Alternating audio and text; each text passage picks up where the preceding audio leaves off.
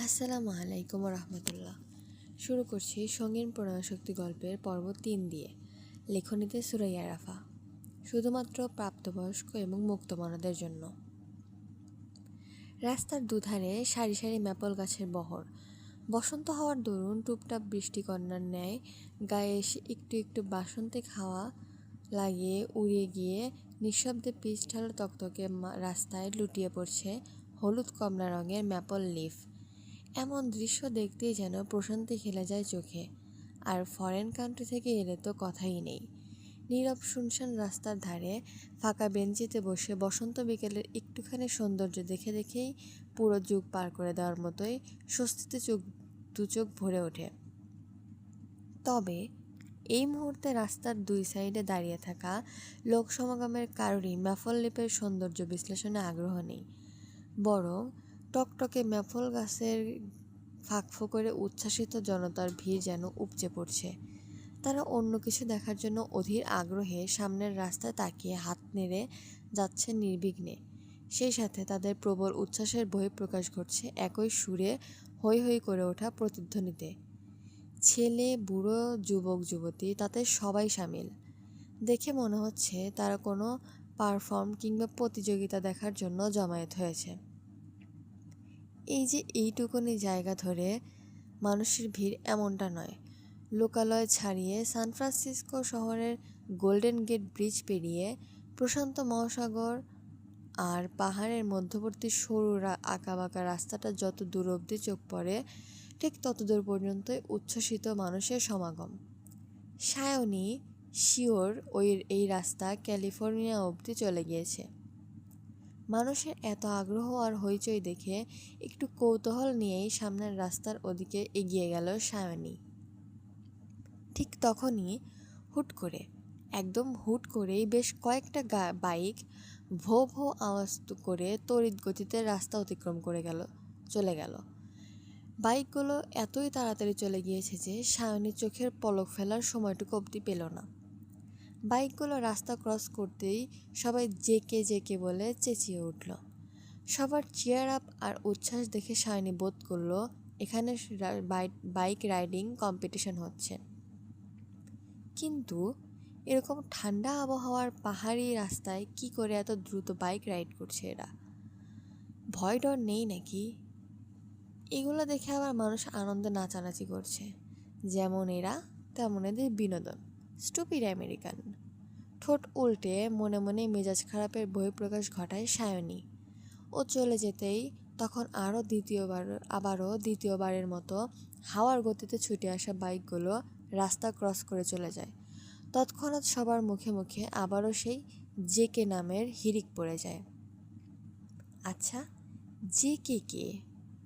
কৌতূহলে মস্তিষ্কে প্রশ্নটা আসতেই হাঁটার গতি থামিয়ে দিল ও। দাঁড়িয়ে থাকলো এই ভয়ানক বাইক রেসিং শেষ হবার অপেক্ষায়। টানা ৩ বার একইভাবে রাইড শেষে ৪ বারের সময় শেষ হলো কম্পিটিশন। পরপর ৭টা বাইক এসে একই জায়গায় থামল। সায়নী জানে সবার আগে যে KTM 319 অ্যাডভেঞ্চার বাইকটা পৌঁছেছে ওটাই জেকে রাইড করেছে। কারণ চারদিক থেকে ভেসে আসা জেকে নামের জয় জয়কার আর আনন্দ উচ্ছ্বাসই তার জানান দিয়ে যাচ্ছে। তবে জেকে নামের লোকটা একটু অন্যরকম। এত চেয়ার আপেও কোনোরূপ হেলদোল নেই তার। খুবই স্বাভাবিক মুখভঙ্গি। চ্যাম্পিয়ন হয়েও খুশির লেশমাত্র নেই তার মুখে। অথচ রানার আপ হওয়া বাইকারটা খুশিতে ফেটে যাচ্ছে। সেই খুশি তার চোখে মুখে জোয়ারের জলের ন্যায় উপচে পড়ছে। জেকে হেলমেট খুলে উড়ুর উপরে সেটাকে শটান বসিয়ে দেয়। হেলমেট খুলতেই বেরিয়ে আসে তার স্টাইলিশ ঘাড় ছুঁইছি লম্বা চুলগুলো।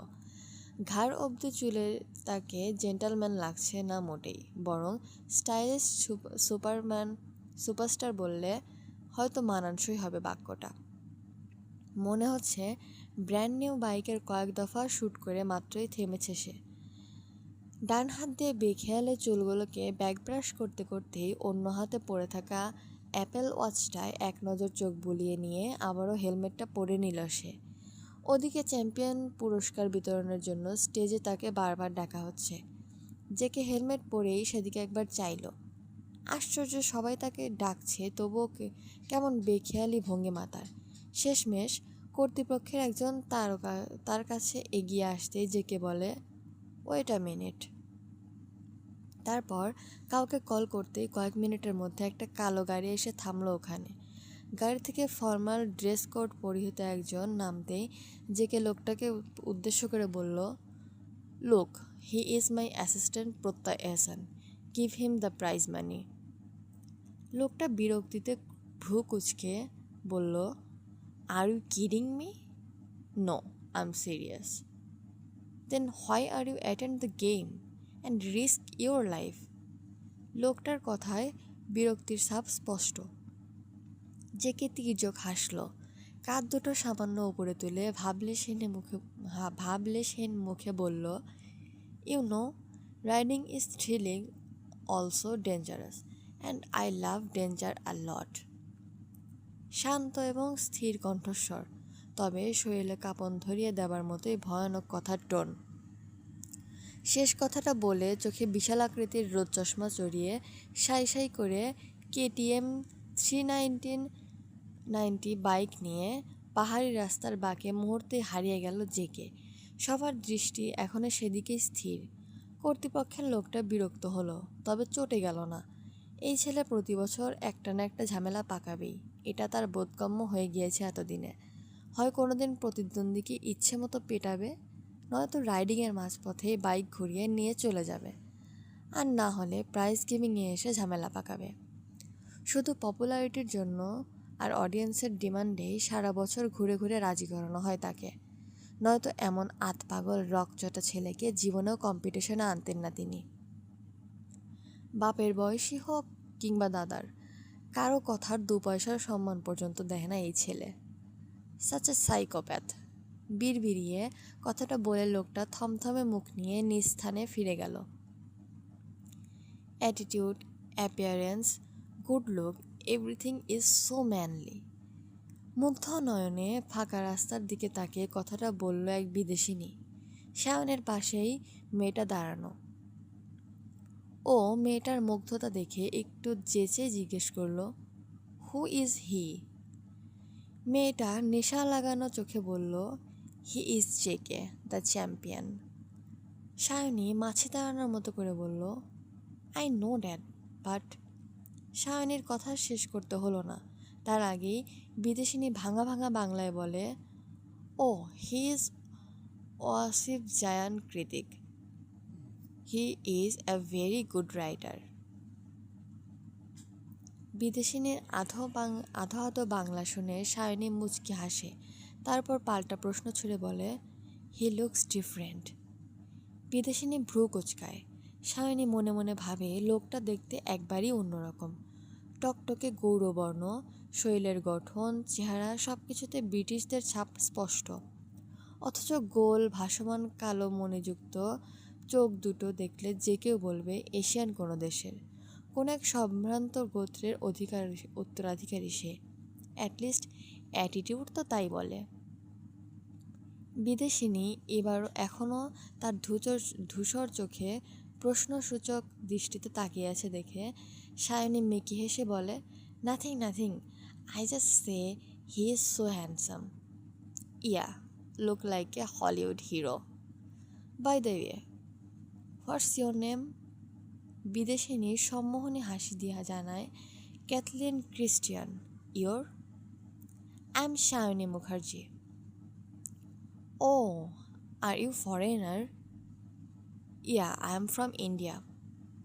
তারপর নিজেদের মধ্যে আরও কিছু কুশল বিনিময় হয় ওদের। এক পর্যায়ে সায়নী জানতে পারে ক্যাথলিন জেকেকে মোটামুটি পার্সোনালি চেনে, আর জেকে আসলে ব্রিটিশ ফিটিশ কিছু নয়, বরং আমেরিকান সিটিজেনধারী আদ্যপ্রান্ত বাঙালি পুরুষ। তাহলে এই ছেলের চেহারায় এতটা বিদেশি ছাপ কীভাবে এলো? প্রশ্নটা থেকেই গেল সায়নের কৌতূহলী মনে। টানা 2 দিন হতে চলল মামিরা বিদায় হয়েছে। অরু জানতো অনু বাড়িতে ফিরলেই ঝামেলা শুরু হবে, আর হয়েছেও সেটাই। মামির গা জ্বালানো কথা অরু চুপচাপ মেনে নিলেও অনু খালি মুখে সহ্য করতে পারে না মোটেই।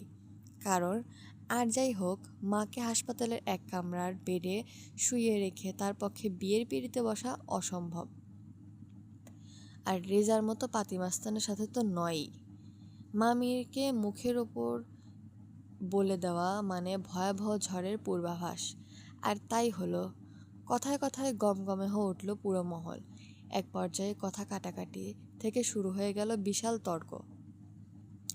অনুর মেজাজ সর্বক্ষণই তুঙ্গে থাকে। এই মুহূর্তে মামির কথার আঘাত তার মধ্যে চরম বিরক্তি আর উত্তেজনার সৃষ্টি করল। শরীরের রন্ধ্রে রন্ধ্রে ছড়িয়ে পড়ল অযাচিত ক্ষোভ আর রাগ। রাগের মাথায় হলরুমের কাচের জিনিসগুলো একটা একটা করে আছাড় মেরে ভাঙতে লাগলো সে। হলরুমে ঝনঝন করে কাঁচ ভাঙার আওয়াজ শুনে অরু নিজের কান্নাকাটিতে লাগাম টেনে বাইরে বেরিয়ে এলো। তারপর তার ভদ্র, শান্ত আর নরম মনের আপার সবচেয়ে ক্ষুব্ধ রূপ দেখল। ওর এমন রাগ দেখে মামি যে খানিকটা ভড়কে যায়নি এমন নয়, তবে সেও দমে যাওয়ার পাত্রী নয়।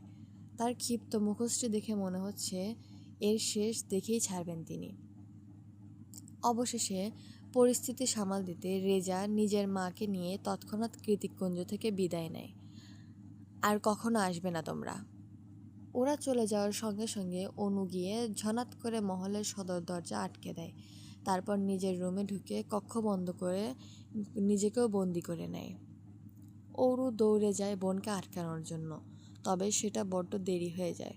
তার আগেই সপাটে দরজার খিল আটকে দেয় অনু। অরু জানে আপা আজ রুম থেকে আর বের হবে না। অরু ডাকতে ডাকতে বেহুশ হয়ে গেলেও না। তবুও কিছুক্ষণ ডাকাডাকি করে ক্ষান্ত হয়ে ফিরে যায় অরু। সে রাতে দু বোনের কারোরই আর খাওয়া হলো না। পরের দিন সকালে নিজ হাতে নাস্তা, মায়ের জন্য স্যুপ সব বানিয়ে অরু আবারও কড়া নাড়ল অনুর দরজায়। এবার অনু দরজা খুলল। পরনে সুতি চুড়িদার, হাতে টোটে ব্যাগ, লম্বা চুলগুলোতে এঁটে আছে সুন্দর ফ্রেঞ্চ বেনি। দেখে বোঝা যাচ্ছে হাসপাতালে যাওয়ার জন্য একেবারে তৈরি হয়ে বেরিয়েছে সে। আপাকে পরিপাটি হয়ে বেরোতে দেখে বিমর্ষে চোখ দুটো খুশিতে টইটুম্বর হলো অরুর। অনুকে প্রশ্ন করার কোনো অবকাশ না দিয়েই অরু একের পর এক বলতে লাগলো, টেবিলে নাস্তা রেডি আছে, মায়ের স্যুপ হটপটে ভরে রেখেছি, আর ইমেইলও পাঠিয়ে দিয়েছি, চল একসাথে খাবো। কথা শেষ করে অরুর সামনে হাঁটা ধরতেই ওর হাত টেনে ধরে ওকে বুকে জড়িয়ে নেয় অনু। আপার রাগ কমেছে ব্যাপারটা বুঝতে পেরে খুশিতে পুলকিত হয়ে শক্ত হাতে বোনের গলা জড়িয়ে ধরে নেয় অরু নিজেও। আপা, তুই কেন বদলে গেলি বলতো? কাল তোর রাগ দেখে আমি নিজেও ভয় পেয়ে গিয়েছিলাম। অনু ঠোঁট টিপে মুচকি হাসে, তারপর বলে, বিশ্বাস কর, আমি একটুও বদলাইনি। স্বজনরূপী কাল সাপগুলোকে বের করার জন্যই একটু বেশি বেশি করেছি, নইলে কতদিন পরে পরে আমাদের মাথা খেত কে জানে। তোর কি বুদ্ধি আপা, জিনিয়াস। অনু আবারও হেসে বলে, হয়েছে, কাল থেকে কিছুই খাইনি, চল নাস্তা খাবো, নয়তো মায়ের কাছে যেতে লেট হয়ে যাবে। অরু আনমনে বলে, আমার আপার হাসি সব থেকে সুন্দর, নিখিল ভাইয়ের চেয়েও। নিখিল ভাই নামটা মস্তিষ্কে গিয়ে ঠেকতেই দুদিন আগের ভাবনার ইতি টানে অরু। সকালে ঘুম থেকে উঠে ইমেইল পাঠাতে গিয়েই সেদিনের কথাগুলো ভাবছিল ও। তারপর সেদিন সকাল থেকে বিকেল অবধি ঘটে যাওয়া কুৎসিত ঘটনাগুলো একে একে হানা দেয় আনমনা মস্তিষ্কে। আজ শুক্রবার, আপা একটু দেরি করে হাসপাতালে যাবে আজ। অরু রাতেই বলে রেখেছিল যে সেও মাকে দেখতে যাবে, তাই খুব সকালে উঠেই ইমেইলের কাজ সেরে ফেলেছে ও।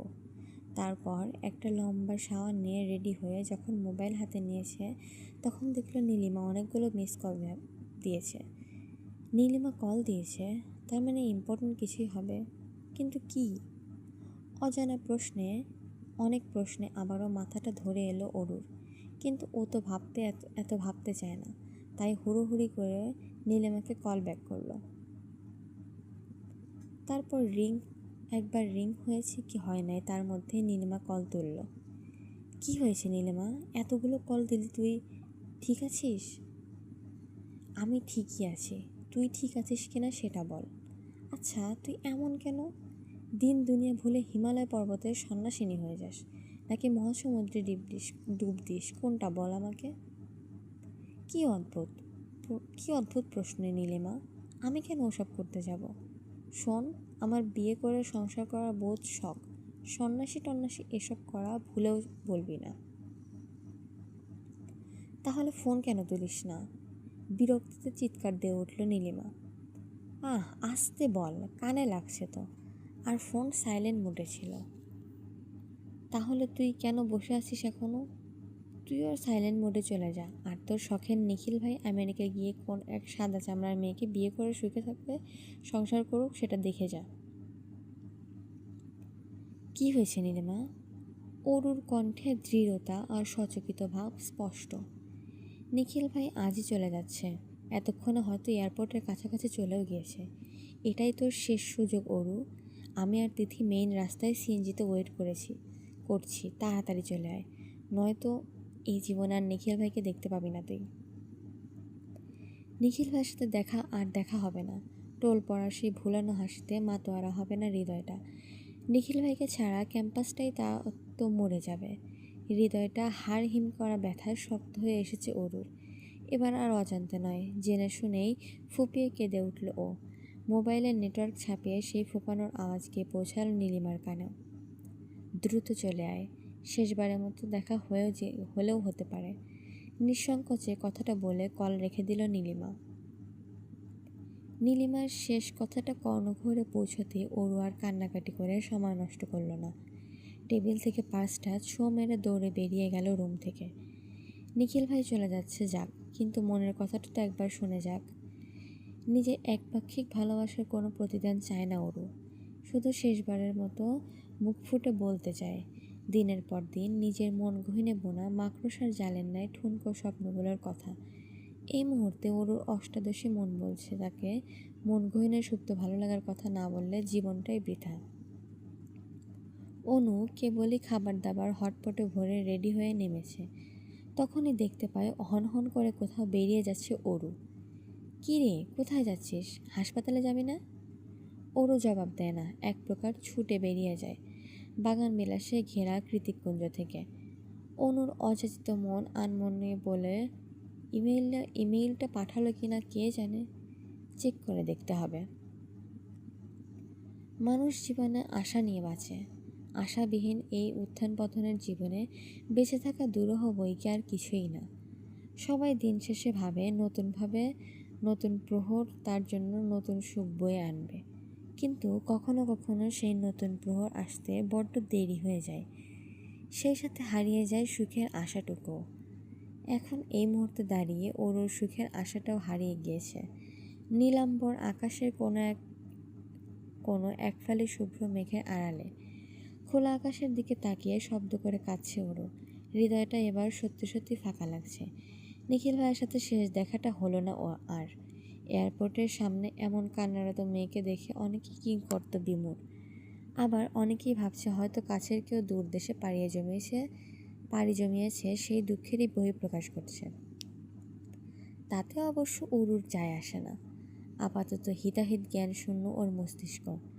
ও উড়ন্ত প্লেনের দিকে তাকিয়ে চেঁচিয়ে বলতে লাগলো, আমি আপনাকে ঠিক খুঁজে বের করব নিখিল ভাই, আমার আবারও দেখা হবে। আমি ইউএসএ যাব, আপনার জন্য হলেও যাব। ওই জায়ান কৃতিক চৌধুরী না নিলেও আমি যাব। হয়েছে ওরও, থাম এবার। তিথি ওকে থামাতে ব্যস্ত। কে জানতো ওর মতো চুপচাপ স্বভাবের মেয়েটা এভাবে কেঁদে কেটে দুনিয়া ভাসাবে। তাহলে হয়তো ওরা এই প্ল্যান কোনো কালেই করতো না। আবারও একই নাম, জায়ান কৃতিক চৌধুরী। নীলিমা বুঝতে পারে না ব্যাপারটা, তাই সচকিত হয়ে প্রশ্ন ছড়ে, আচ্ছা অরু, তুই তো শেখ, তাহলে তোর ভাইয়া চৌধুরী কেন? অরু কাঁদতে কাঁদতে হেঁচকে তুলে বলে, ওই বদমাস লোকটা আমার ভাইয়া না, ইভেন কিছুই না আমাদের। তাহলে তাকে কেন ইমেল পাঠাস প্রতিদিন? তাকে পাঠাই না তো। জেকে গ্রুপের হেড অফিসে পাঠাই মায়ের অসুস্থতা জানানোর জন্য। শুধুমাত্র জায়ান কৃতিকের অ্যাপ্রুভালের জন্য সবটা আটকে আছে। আবারও কান্নায় ভিজে আসে অরুর দু চোখ। তাহলে কে সে?